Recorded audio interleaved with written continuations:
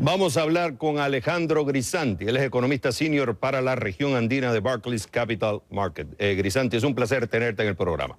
Cuando uno analiza la situación, yo sé que es muy complejo y no lo vamos a cubrir todo en el programa, pero cuando tú analizas PDVSA, ves que la producción estaba un poco más de 3 millones antes de que entrara Chávez. Actualmente está produciéndose menos de lo que se producía en esa época. Incluso el mismo gobierno había dicho estadísticas que iban a subir a 5,2 millones de barriles por día para el 2012 y están cerca de 3 millones según la misma información del gobierno. O sea, hay un problema de producción, por un lado.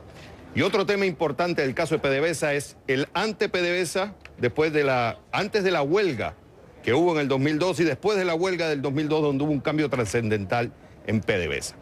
Para ti, si tú haces un resumen lo más certero posible de los 14 años, ¿cuál es la situación actual de PDVSA para ti?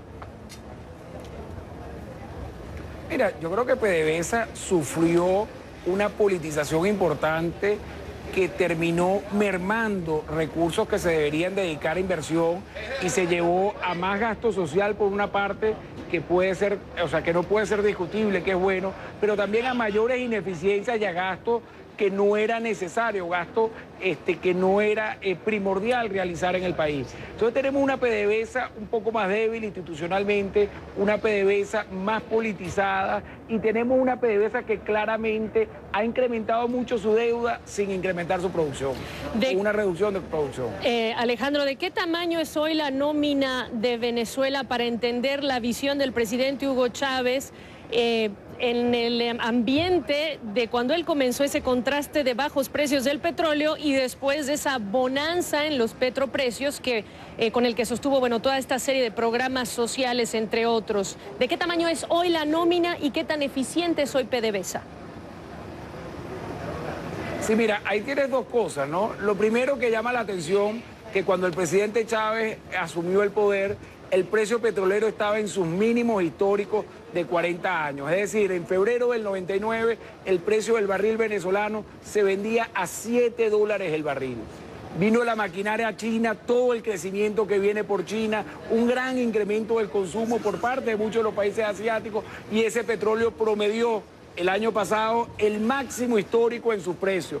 Es decir, el presidente Chávez es el presidente en Venezuela y ha tenido con creces el mayor incremento de la bonanza petrolera. ¿Qué ha pasado con la nómina? El presidente Chávez recibió una nómina de 35.000 empleados que trabajaban en PDVSA, que el mérito era variable fundamental para crecer, para subir dentro del escalafón de la nómina de PDVSA, en el escalafón laboral. Hoy tenemos una PDVSA de casi 120.000 personas, que no necesariamente el mérito es la variable fundamental para acceder a mejores posiciones. Grisanti, se critica mucho a la administración de Chávez que durante 14 años ha estado dependiendo solamente del petróleo. Pero desde que yo era pequeñito iba a Venezuela en los 80. Esas eran las mismas críticas que se le hacían a los gobiernos de esa época. Lo que yo estoy tratando de entender y hemos tratado acá de debatir es por qué Venezuela sigue cometiendo los mismos errores de una sola dependencia, de un ingreso importante como el petróleo, que no es culpa de Chávez. Chávez lo que ha estado haciendo es repetir los mismos errores de las administraciones anteriores de depender solamente del petróleo. ¿Cómo tú explicas entonces que siga sucediendo el mismo problema y se vuelva a repetir la historia sin aprender de ella? Sí, efectivamente, no es culpa únicamente de Chávez, pero fue culpa de Chávez en el periodo que estuvo y de los gobiernos anteriores. Chávez se le vendió a Venezuela como un cambio, como cambiar los errores que se habían cometido en el pasado, de tener una quinta república que iba a superar a la cuarta y, como bien dices tú, en muchas de las cosas económicas, de materia económica y especialmente en materia petrolera, se cometieron los mismos errores. Ahora bien, es necesario que Venezuela, siendo el país con las mayores reservas petroleras del mundo, reconozca que tiene que ser una potencia petrolera, que tiene que invertir en petróleo, sacar más petróleo y vender más petróleo a los mercados internacionales, de manera de poder invertir también más en el bienestar de todos los venezolanos. Déjame traer a imagen para analizar esos 14 años en la visión del presidente Chávez, algunas ideas del año 1999 de él mismo. No podemos seguir dependientes únicamente de esa variable exógena, decía, que es el precio del barril, que se vino, agrega, que se vino abajo como todos sabemos y todas las perspectivas indican que va a seguir así, decía entonces Hugo Chávez, presidente ya en ese momento, entre 8 y 9 dólares. Si acaso, agrega, si acaso tocando algún día los 10 dólares durante a lo mejor no un año, sino 2 o 3 años. Eso es 1999.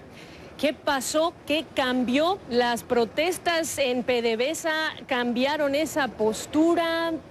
¿Cómo lo interpretas? Mira, yo creo que los shocks petroleros y esos ingresos fáciles que vienen solo por un muy fuerte incremento en precios son adictivos. El gobierno tienden a tomarlos, tienden a gastarlos, tienden a volverse adictos a esos crecimientos en precios e incluso a desarrollar una voracidad fiscal que no solo te gastas todo el incremento de precios, sino que también llevaron al país a endeudarse. Es decir, esa adicción les llevó a no solo gastarse toda esa inmensa riqueza que le entró a Venezuela durante estos 14 años, sino que prácticamente multiplicaron por 4 los niveles de deuda externa. Cosas ambos que son preocupantes para el próximo gobierno que venga en Venezuela. Y una cosa que sí es de la administración actual de Chávez, el petróleo se ha usado también como política exterior, no tan solo para llevar una expansión del socialismo bolivariano a América Latina, sino también para pagar a su socio. Cuba, se habla de que recibe cerca de 10.000 millones de dólares anuales. Unos hablan de 4.000 millones, otros de 10.000 millones. El punto es que recibe cerca de 155.000 barriles de petróleo por día. China, una deuda inmensa de casi 12.000 millones de dólares al año, se le está pagando en petróleo. Algo que uno se pregunta si eso está teniendo rédito para las finanzas del gobierno venezolano. Mira, yo sí creo que hay que separar dos cosas, ¿no?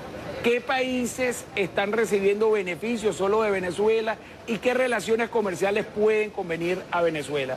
Como comenté anteriormente, Venezuela es el país con las mayores reservas del mundo y el país que viene creciendo más su consumo en el mundo de petróleo es China. Entonces tiene que haber una alianza comercial natural entre un país que próximamente va a ser el principal consumidor del mundo y que tiene muy baja producción y un país que tiene las mayores reservas del mundo y todavía mucho más importante que esas reservas no están en el Medio Oriente en medio de una situación política que puede ser incluso más compleja que la venezolana. Entonces allí tienes un punto. El segundo punto que yo sí viera con preocupación la relación de Venezuela con el resto de los países del Caribe. Cuba depende mucho del petróleo venezolano, República Dominicana depende mucho del periódico venezolano y también una isla como Jamaica, un país como Jamaica depende mucho del petróleo venezolano. Habría que ver qué pasa, ¿okay? Con estas necesidades que hoy por hoy tiene el gobierno, con ese inmenso déficit fiscal que hoy por hoy tiene el gobierno, se ha empezado a plantear la posibilidad de reducir estos subsidios que se están haciendo a varias islas del Caribe, que se llama, en un acuerdo que se llama Petrocaribe.